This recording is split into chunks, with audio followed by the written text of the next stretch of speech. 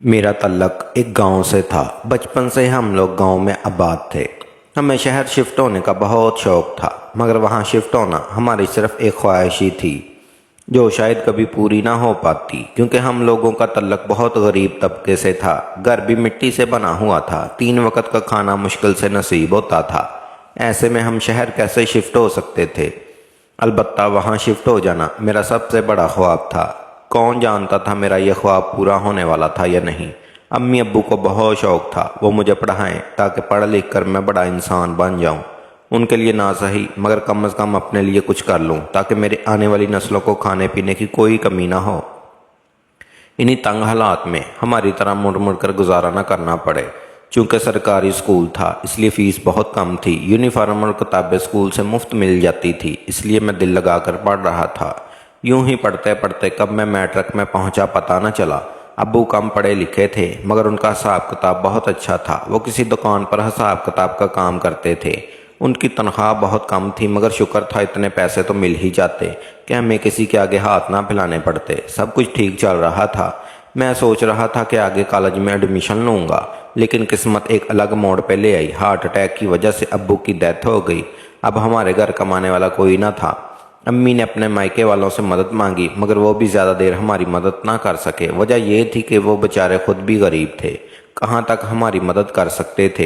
हमारा घर अब नौबत फाकों तक पहुंच चुकी थी। जो पैसे थे वो अब्बू के कफन दफन में खर्च हो गए। मोहल्ले में जो अमीर लोग थे हमने उनसे भी मदद मांगी, लेकिन वो अमीर लोग ना जाने किस गरूर में थे।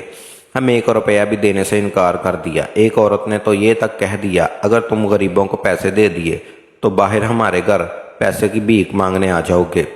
तुम जैसे गरीबों को मैं अच्छी तरह जानती हूँ। ये बातें सुनकर मेरा दिल टूट गया। मैंने लोगों से मांगना छोड़ दिया और नमाज़ें पढ़कर अल्लाह से मदद की दरख्वास्त करने लगा, या अल्लाह हम लोगों की मदद कर, वरना शायद गरीबी से हम मर ही जाएं। एक दिन मैं ज़ोहर की नमाज़ पढ़कर मस्जिद से वापस आ रहा था। रास्ते में मुझे असलम साहब मिल गए। असलम साहब वही थे जिनकी बड़ी सी दुकान पर अब्बू हिसाब किताब का काम करते। असलम साहब ने मुझसे मेरा हाल हवाल पूछा तो मैंने उन्हें अपने घर के हालात के बारे में बताया। ये सुनकर वो बोले, तुम पढ़े लिखे हो, मेरी दुकान पर आकर नौकरी कर लो। इतनी तनख्वाह तो दूंगा कि घर का खर्च चल जाए और चूल्हा चल पड़े। उनकी बातें सुनकर बेसाख्ता मैंने अल्लाह का शुक्र अदा किया और उनकी दुकान पर जाने लगा। 1 माह बाद तनख्वाह मिल गई, जो घर का राशन डालने और बिल वगैरह अदा करने के लिए काफ़ी थी। मैं उसी पर बहुत खुश था। जब मैं अम्मी के पास तनख्वाह लेकर आया तो वो रोने लगी। मैंने उनसे रोने की वजह पूछी तो वो बोली, बेटा इतनी सी उम्र में तो नौकरी करने लगा है, तुझे पढ़ना हमारा ख्वाब था, लेकिन किस्मत कहाँ ले आई, तेरा बाप हमें तनहा छोड़कर चला गया। अम्मी की बातें सुनकर मुझे भी रोना आ रहा था, मगर मैं उनके सामने रो नहीं सकता था, क्योंकि अगर मैं रो पड़ता तो वो भी कमज़ोर हो जाती। मैंने अम्मी को तसल्ली दी, सब ठीक हो जाएगा। मैं अम्मी के लिए चाय बना लाया और उन्हें सोने को कहा। वो सो चुकी थी मगर मैं सो नहीं पाया। मैं बहुत उदास था, मगर दिल में पूरा यकीन था सब बहुत जल्द ठीक हो जाएगा। मुझे नौकरी पर जाते हुए काफ़ी अरसा हो गया था। पढ़ाई का बहुत शौक था, दिल भी करता था कि आगे पढूं, मगर गरीबी इस बात की इजाज़त नहीं देती थी कि मैं पढ़ सकता। आज मुझे मैट्रिक की सनद स्कूल से मिलनी थी। मैं वो सनद लेकर स्कूल से वापस आ रहा था जब मुझे एक बूढ़ी फकीरनी नजर आई। उसने मेरे आगे हाथ फैलाया और मुझसे पैसे मांगने लगी। मेरी जेब में इस वक्त सिर्फ 20 रुपये थे। मैंने उसे पैसे निकाल कर दे दिए। उसने नोट उलट पुलट कर देखा और फिर बोली, इतने पैसों में क्या आएगा, थोड़े और दे दो, मैं कई दिनों से भूखी हूँ, मेरी मदद करो। उसकी बात सुनकर मेरी आंखों में नमी आ गई, क्योंकि मैं जानता था कि कई दिनों से अगर इंसान को खाना तक मैसर ना हो तो कितनी तकलीफ होती है। मैंने उससे कहा, मेरे पास पैसे नहीं हैं, लेकिन घर में आटा ज़रूर है, मैं आपको खाना खिला देता हूँ। मैंने उससे कहा। वह हैरानी से मुझे देख रही थी। जब मैंने चलना शुरू किया वो भी मेरे पीछे पीछे आने लगी। उस वक़्त अम्मी घर नहीं थी। दरअसल खाला की तबीयत ख़राब थी, इसलिए वो उनकी खैरियत दरियाफ्त करने गई हुई थी। आज इतवार था, इसलिए मुझे भी दुकान से छुट्टी थी। मैंने उस बूढ़ी औरत को कमरे में बिठाया और हाट पाट से उसको रोटी निकाली और सालन डालकर लाया। आज खाने में दाल बनी थी। वो खुशी खुशी खाने लगी और मुझे दुआएं देते हुए चली गई। मैंने उससे कहा, अगर आपको फिर कभी खाना चाहिए हो तो बिला झिझक यहाँ आ जाइएगा। खैर वो जा चुकी थी। मुझे नेकी करके बहुत सुकून मिल रहा था। ये नेकी मैंने अल्लाह की रज़ा की खातर की थी। मैं नहीं जानता था इसका अंजाम क्या होने वाला था। अब वो फ़कीरनी जिसका नाम नगीना था मुझे रोज़ाना कहीं ना कहीं नज़र आ जाती। جب بھی وہ مجھے نظر آتی میں اسے کھانا دے دیتا یا کبھی کبھار پیسے ہوتے تو وہ دے دیتا۔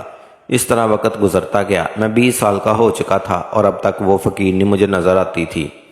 کوئی بھی ایک دن ایسا گزرا نہیں تھا جب اس نے مجھ سے مدد نہ مانگی ہو اور اس کی میں نے مدد نہ کی ہو۔ ایک دن جب میں دکان سے گھر آیا تو کچھ مہمان آئے ہوئے تھے، یعنی میری خالہ اور ان کی بیٹی روحینہ۔ وہ میری ہم عمر تھی۔ خالہ بڑی پریشان تھی کہ ان کی آنکھوں آنسوؤں سے تر تھیں۔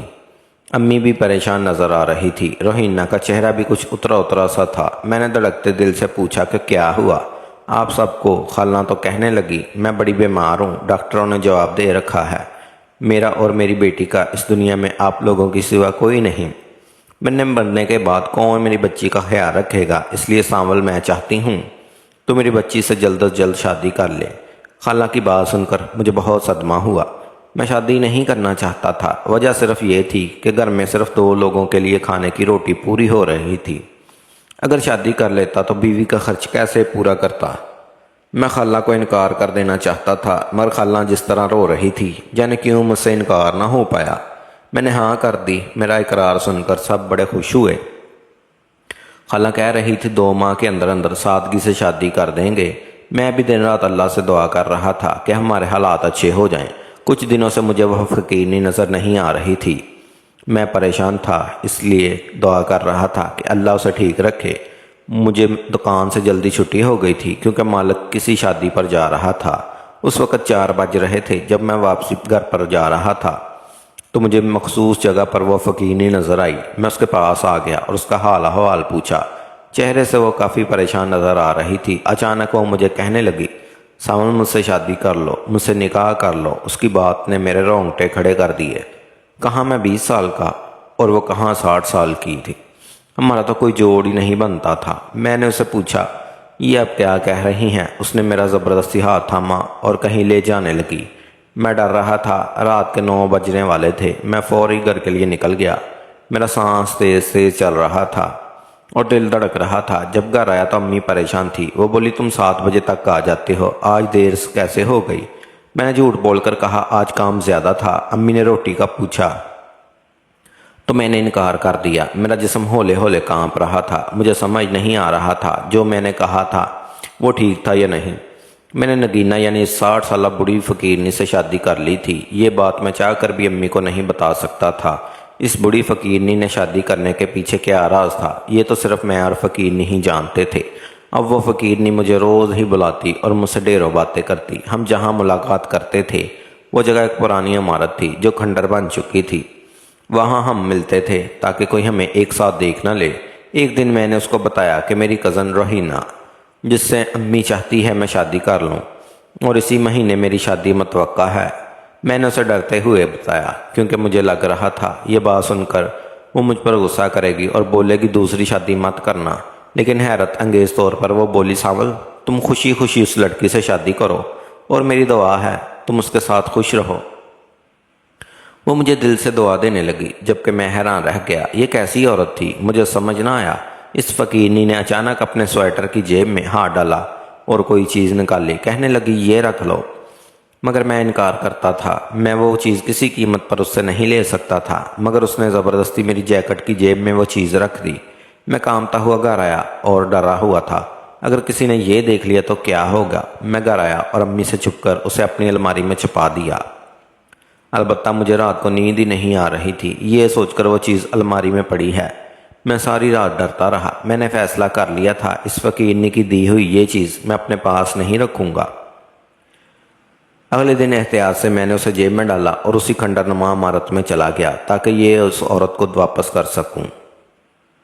سردیوں میں بھی مجھے پسینے آ رہے تھے۔ میں سوچ رہا تھا اگر یہ چیز کسی نے میرے پاس دیکھ لی تو کیا سوچے گا؟ سب میرے میں جانتے ہیں کون ہوں کیسا ہوں۔ جب میں نے نگینہ کو وہ چیز واپس کی تو وہ غصے سے آگ بگولا ہو گئی، مگر مجھے اس کے غصے کی پرواہ نہیں تھی۔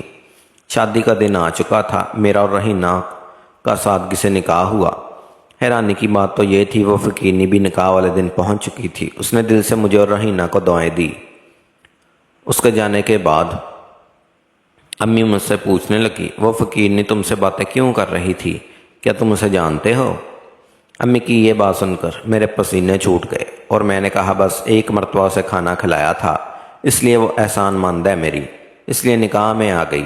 یہ سن کر امی کہنے لگی مجھے وہ عورت پسند نہیں آئی، آئندہ سے دور ہی رہنا۔ امی کی بات سن کر میں سوچنے پر مجبور ہو گیا، اگر امی کو پتہ چل گیا کہ اب وہ فقیرنی میری بیوی ہے تو امی میرا برا حال کر دیں گی۔ شادی کو کچھ دن گزرے گئے۔ روحینہ بہت اچھی اور معصوم سی لڑکی تھی۔ مجھے کبھی کبھار اس پر بہت ترس آ رہا تھا کہ میں نے اسے اتنی بڑی بات چھپائی کہ میری پہلے سے ایک بیوی ہے۔ پھر میں خود کو سوچ کر تسلی دیتا کہ میں نے نگینہ سے شادی کی، اس کے پیچھے بھی ایک مقصد تھا، وہ صرف میں اور نگینہ ہی جانتے تھے۔ کچھ عرصے بعد مجھے نگینہ نے بتایا وہ بہت بیمار ہے، اس لیے میں رات کو اس کے گھر آ جایا کروں۔ اس کے گھر میرے گھر سے کافی دور تھا اور چھوٹا سا تھا۔ میں اسے ڈاکٹر کو لے جانے کو کہتا مگر وہ انکار کر دیتی اور کہتی میرا وقت قریب ہے، اب میں نہیں بچوں گی۔ خیر میں نے ادویات تو اس کو لا دیں، انہیں پر وہ گزارا کر رہی تھی۔ وہ فقیرنی میری بیوی کہنے لگی تم رات کو یہاں آ جایا کرو، یہ اکیلا گھر مجھے ڈراتا ہے۔ اس کی بات سن کر میں نے اس بات میں سر ہلا دیا۔ اب میں روز رات کو گھر کسی کام کا بہانہ بنا کر گھر سے چلا جاتا، اس بڑی نگینہ کے پاس آ جاتا۔ میری اور اس کی شادی کو 6 ماہ ہو گئے تھے۔ ایک رات وہ مجھے وہی چیز دینے لگی جو اس دن دی تھی۔ دراصل یہ ایک ہار تھا جس پر بہت سارے اصلی ہیرے لگے ہوئے تھے۔ اس ہار کی قیمت کروڑوں میں تھی۔ اس دن بھی میں نے اس ہار کو بڑی مشکل سے اپنے پاس رکھا تھا کیونکہ اس کو دیکھ کر صاف پتہ چل جاتا تھا کہ یہ اصلی ہیرے کا ہے۔ میں نے تو زندگی میں سونا نہیں دیکھا، اس لیے گھبراہٹ ہو رہی تھی کہ کہیں چور ڈاکو نہ آ جائیں۔ مجھے بہت ڈر لگ رہا تھا۔ دوسری وجہ یہ تھی اگر محلے والے یا میرا کوئی دوست وغیرہ یہ ہار میرے پاس دیکھ لیتا تو میرے بارے میں شک میں پڑ جاتا اور سوچتا کہ یقیناً میں نے کہیں یہ چوری کیا ہے۔ کیونکہ میں تو غریب تھا، ہیرے سے بنا ہار خریدنا افورڈ نہیں کر سکتا تھا، اس لیے میں نے وہ ہار نگینہ کو واپس کر دیا۔ مگر آج وہ ہار دیتے ہوئے مجھے کہنے لگی یہ اپنی بیوی روحینہ کو میری طرف سے تحفے میں دے دینا، یہ میری آخری خواہش سمجھ کر رکھ لو۔ وہ مجھے مجبور کرنے لگی تو میں نے اس ہار کو رکھ لیا۔ البتہ میں نے دل میں سوچ لیا تھا میں یہ ہار فی الحال روحینہ کو نہیں دوں گا۔ اگر اسے دے دیتا تو وہ بہت سے سوالات کرتی۔ میں روحینہ کو ابھی سچائی نہیں بتانا چاہتا تھا، یہی وجہ تھی وہ ہار گھر میں چھپا لیا تھا۔ کچھ ہی دنوں بعد نگینہ ٹھیک ہو گئی تو میں راتوں کو اپنے گھر ہی رہتا تھا۔ کچھ ماہ بعد دوبارہ سے نگینہ کی طبیعت خراب ہوئی تو میں اسے زبردستی ڈاکٹر کے یہاں لے گیا، جہاں انہوں نے بتایا نگینہ اب کچھ عرصے کی مہمان ہے۔ یہ خبر سن کر مجھے بہت دکھ ہوا۔ میں اسے اس کے گھر لے آیا اور وہیں بیٹھا رہا۔ نگینہ بہت بوڑھی ہو گئی تھی، شاید غم اسے کھا گئے تھے۔ وہ بولی مجھے اب مرنے کا کوئی افسوس نہیں ہوگا، میں خوشی خوشی مر جاؤں گی۔ اس بات سن کر میں فقط مسکرا کر رہ گیا۔ وہ بولی یہ میری آخری خواہش ہے کہ کچھ عرصہ تم راتوں کو مجھ سے ملنے آ جایا کرو، مجھ سے باتیں کرنے میں تنہا نہیں مرنا چاہتی۔ اس کی بات سن کر میں تڑپا اور رونے لگا۔ پھر بولا اللہ آپ کو لمبی عمر دیں گے، میری یہ دعا ہے۔ میں اسے حوصلہ دے رہا تھا۔ امی اور روحینہ مجھ سے پوچھنے لگی تم راتوں کو کہاں غائب ہو جاتے ہو؟ وہ بڑے مشکوک لہجے میں مجھ سے پوچھتی تھی۔ میں نے ان سے جھوٹ بول کر کہہ دیا دوسری جگہ نوکری کرتا ہوں۔ یہ سن کر امی مجھے ڈانٹنے لگی کہ اتنی سی عمر میں تم کیا کچھ کرو گے، اپنی صحت کا خیال کیا کرو۔ وہ بولتی جا رہی تھی اور میں چپ چاپ سنتا جا رہا تھا۔ ہفتے کی رات میں روحینہ اور امی کے سونے کی تسلی کر کے دوبارہ گھر سے نکل گیا۔ امی نے مجھے منع کیا تھا تم دوسری نوکری نہیں کرو گے، لیکن میں کوئی دوسری نوکری نہیں کر رہا تھا بلکہ نگینہ کے گھر جاتا۔ وہ بڑی بیمار تھی۔ آج بھی جب میں اس کے گھر آیا تو وہ بستر پر لیٹی ہی تھی۔ میں اس سے باتیں کر رہا تھا جب دروازے پر دستک ہوئی۔ کھڑکی سے باہر دیکھا تو دنگ رہ گیا کیونکہ باہر میری بیوی روحینہ اور امی کھڑے تھے۔ میں ڈر گیا اور نگینہ کو بتایا تو وہ بولی اپنی ماں اور بیوی کو اندر آنے دو، میں ان سے بات کرنا چاہتی ہوں۔ خیر اس کی بات سن کر میں نے دروازہ کھول دیا تو وہ دونوں اندر آ گئیں۔ وہ غصے میں تھی اور کہنے لگی کہ آج ہم نے سونے کا ڈرامہ کیا تھا تاکہ پتہ چل سکے تم آخر جاتے کہاں ہو، یہ کس کا گھر ہے، تم یہاں کیوں آئے ہو؟ امی نے پوچھا۔ نگینہ وہ بوڑھی عورت میری بیوی خود ہی کپ کپاتی آواز میں کہنے لگی میں سانول کی بیوی ہوں اور میں نے ہی اسے کہا تھا روزانہ رات کو یہاں آ جایا کرو۔ یہ بات سن کر امی اور روحینہ کو سخت صدمہ پہنچا۔ امی اس فقیرنی کو پہچان چکی تھی۔ امی اور روحینہ غصے میں آ گئی تھی، مگر نگینہ نے ان سے کہا ایک مرتبہ میری بات سن لو، اس کے بعد ہی کوئی فیصلہ یا بات کرنا۔ خیر امی اور روحینہ صدمے کی کیفیت میں کرسیاں کھینچ کر نگینہ کی چارپائی کے پاس بیٹھ گئیں۔ नगीना इन्हें सब कुछ बता रही थी। नगीना अपनी बुरी आवाज़ में कहने लगी, कई सालों पहले की बात है। हम सब 6 बहन भाई थे, 5 बड़े भाई और मैं एक बहन। हम लोग जद्दी पुश्ती अमीर लोग थे। हमारी ढेरों ज़मीनें थी और बंगले थे। पैसों की कोई कमी नहीं थी। मेरे भाई बहुत अय्याश और खुद परस्त लोग थे। उन्होंने कभी ज़िंदगी में अच्छे काम न किए, हमेशा अम्मी अब्बू को रुस्वा किया और उनसे बदतमीज़ी की। जबकि उनके मुकाबले में मैंने हमेशा अम्मी अब्बू का ख्याल रखा, उनका नाम ऊंचा किया और उनकी हद से ज़्यादा खिदमत की। मैंने सोच लिया था कभी शादी नहीं करूंगी, बल्कि हमेशा अपनी अम्मी अब्बू की खिदमत करूंगी।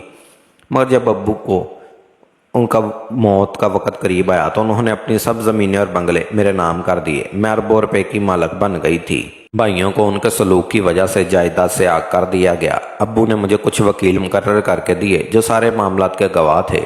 अम्मी अब्बू यूं ही फौत हो गए। भाइयों ने बड़ी कोशिश की वो मुझसे जायदाद और मेरी मालो दौलत हथिया लें, मगर सारे कागजात मेरे पास थे जो मैंने अदालत में पेश किए और अदालती कार्रवाई करते हुए भाइयों को नोटिस भिजवा दिया। अगर आइंदा उन्होंने मेरी जायदाद को लालच की निगाहों से देखा तो उन पर कानूनी कार्रवाई करते हुए सख्त सज़ा दी जाएगी। भाई हार कर चुप होकर बैठ गए। उनके बच्चे भी अब बड़े हो चुके थे, भाई भी बूढ़े हो चुके हैं। उनका कहना था वो ना सही, लेकिन उनके बच्चे ज़रूर अब मुझसे ये जायदाद हथिया लेंगे। अभी भी मेरे 5 भाई जिंदा हैं। वो इंतज़ार कर रहे हैं कब मेरा इंतकाल हो जाए। कागजात में ये लिखा था अगर मेरी मौत हो गई तो बाद में ये जायदाद मेरे शोहर और बच्चों को मिलेगी। चूँकि मैंने शादी नहीं की इसलिए अब ये जायदाद भाइयों के बच्चों को चली जाएगी। मैंने शादी की थी मगर शोहर भी लालची निकला, इसलिए उससे खला ले ली। अब ये जायदाद और ज़मीनें मेरे अब्बू की अमानत हैं मेरे पास। मैं इनको अपने भाइयों और उन बच्चों को जैसे लालच और अय्याश परस्त लोगों को नहीं दे सकती। इसलिए मैंने सोचा जब तक मैं ज़िंदा हूँ मैं अब्बू की अमानत की हिफाजत करूँगी। मगर जब मौत का वक़्त करीब आ गया तो सोचा इसे किसी ज़रूरतमंद और मुखलिस और नेक इंसान को दे जाऊँ।